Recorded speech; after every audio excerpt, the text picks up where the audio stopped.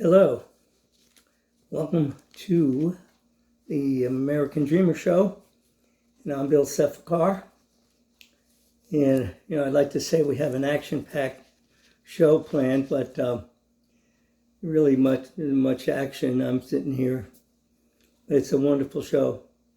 The themes abide all over. Matter of fact, there's one of them sitting on the couch there.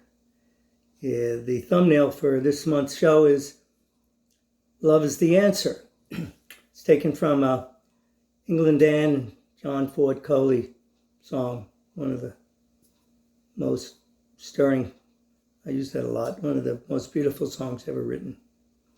And so that's the thumbnail sketch, Love is the Answer. And on the back of the shirt is some beautiful sayings from the song, Tell Me, Isn't It Worth Just Another Try? Light up the world, love is, shine on me, love is the answer. We are the answer, I put on there. And it goes into when you feel afraid, love one another. When you've lost your way, love one another. Beautiful. And the other song for this month's show is by John Denver, and written by Jack Williams. It's called Gospel Changes, which is very profound. So, but love is the answer. And as we're getting ready this is a Valentine weekend, and so I guess there's a lot of love going around. Although it didn't start so good. I mean, this year was better than last. But I think we have to build on it. The vaccine's going to be here. It is here. It's getting through population. Everybody should have one available by late spring, what we've been told.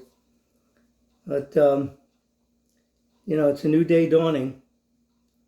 And we put aside the nightmare we left behind.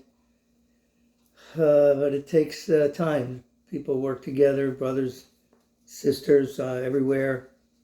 It's not going to be easy, but it's never easy. So it's sort of New Year. I was planning to do this taping in January, but a lot of things got in the way. And but it's a new day dawning, and we have a lot of things to be thankful for. And one of the things that I had really taken exception to, I enjoyed the inauguration of a new president, number 46. And I am hoping to share with you. I had something I was going to try to do a little differently, and because I'm going to read some poetry, and so what I wanted to do was set this up, and some beautiful music. I love New Age music, and one of my favorite composers is David Arkenstone. And I came across David Arkenstone over 20 years ago because of a CD he did called Another Star in the Sky. And I do my astronomy. It's amazing music to do my astronomy. But he's done a lot of work, and he's done a lot of in collaboration with Diane Arkenstone, which was his wife. So the reason why I bring this up is on Inauguration Day, January 20th, we heard something that was really inspiring. And it was from this young woman, and she was our youth poet laureate. And her name is Amanda Gorman. And I wanted to read some excerpts from her talk. And I'll preface my remarks by saying 2 years ago, I had my last blog post, Joe's Lifelong Legacy, which is now also, it worked for me. But I kept going and doing my creative stuff with the YouTube channel and the podcast. So that sort of transcended into the new format that I've been using. But in order to get full appreciation of some of this material, I will upload it so that you can see it. So I want to share with you this. This is the first time. And this is an interesting rendition because it has to do with the new year. This is called The Turning of the Year, David Arkenstone with the California Spring Quartet. Okay, so I hope you enjoy it. While I read some of the excerpts from Miss Gorman's very special poem. And she said, hello, Mr. President, Dr. Biden, first woman there, First Lady, and Madam Vice President and Mr. Ammerhoff, Kamala Harris's husband. And she said, Americans in the world, when day comes, we ask ourselves where we can find light in this never-ending shade. The loss we carry, a sea we must wade, we braved the belly of the beast. We've learned that quiet isn't always quiet, and the norms and notions of what is just isn't always justice. And yet the dawn is hours before we knew it. Somehow we do it. Somehow we've weathered and witnessed the nation that isn't broken, but simply unfinished. And she just goes on and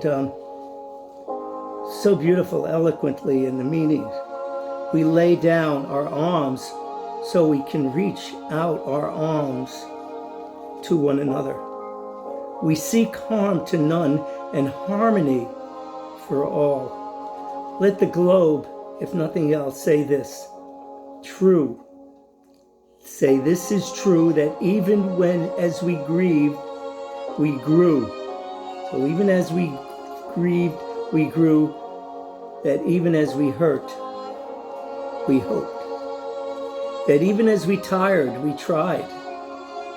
That we'll forever be tied together, victorious, not because we will never again know defeat, but because we will never again sow division. The scriptures tells us to envision that everyone shall sit under their own vine and fig tree, and no one else shall make them afraid.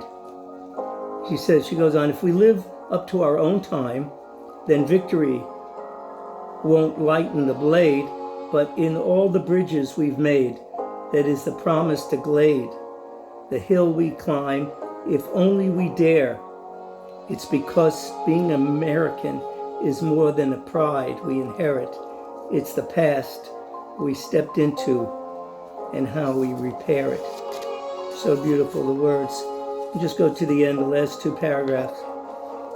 We will rebuild, we will reconcile and recover in every known nook of our nation, in every corner called our country.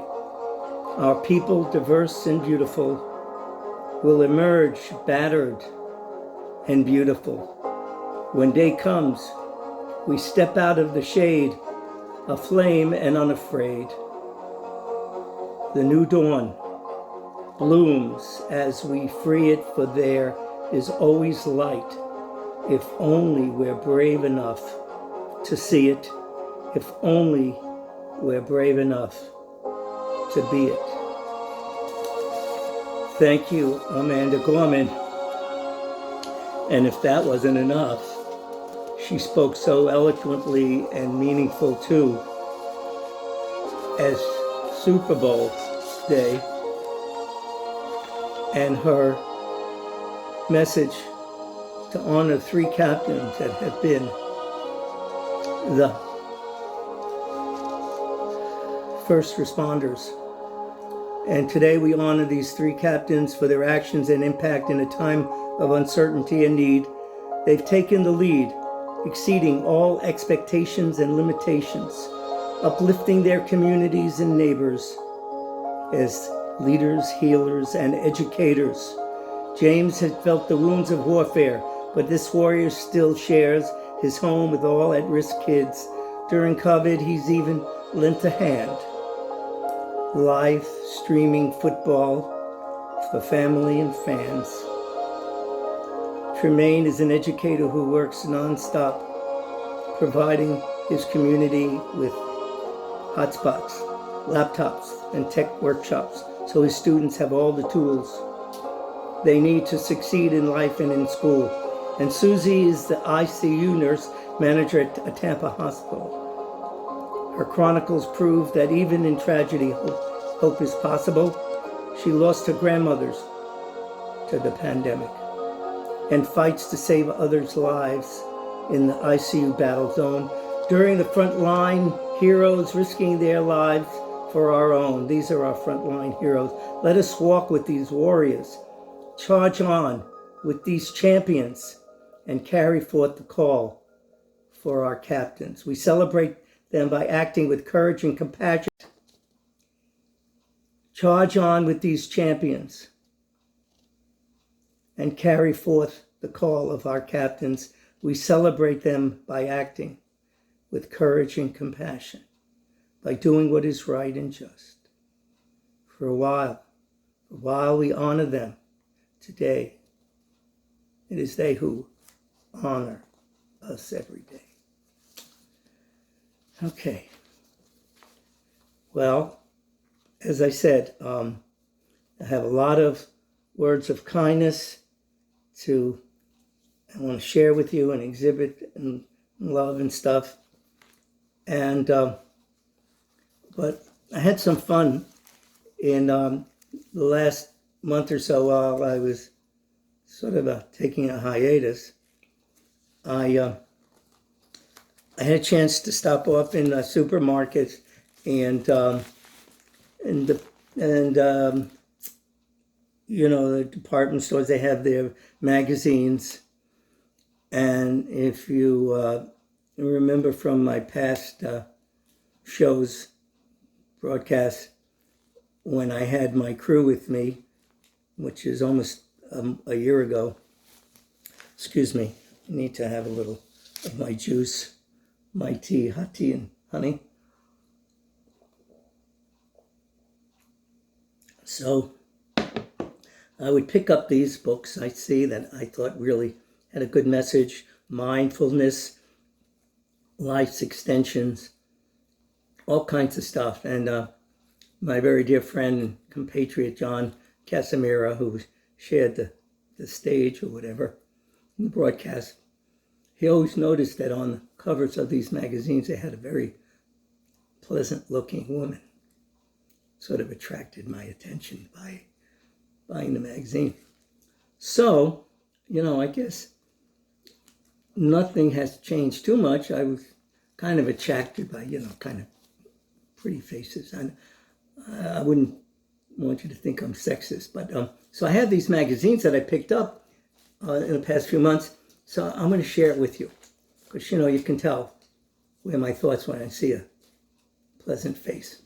So I'm going to go through a lot of this stuff in the next few sessions, after we, sort of get ready and segments, I should say. So the first one, you can tell this face, boy, it just gravitated. So this is the first magazine I picked up. It's Mad Magazine with our old friend, Alfred E. Newman. And it was the first magazine. It's the Christmas edition. And there's just so much stuff in here. I'll only just tease you with a few things about New Year's resolutions, because there's other stuff in here. I won't go with it. All right, so the next, I'm going to find a really nice face, really attractive face. And this one came up. And This is none other than our lovable Sean Connery. It's really good addition. And I have some things I'm going to share with you on that. He was a consummate, man's man. And there's a lot of good material in here, not just from James Bond, Mr. Bond. And, okay, so now I get back to that. So this is mindfulness and very delightful face. So then there's some really good stuff in here.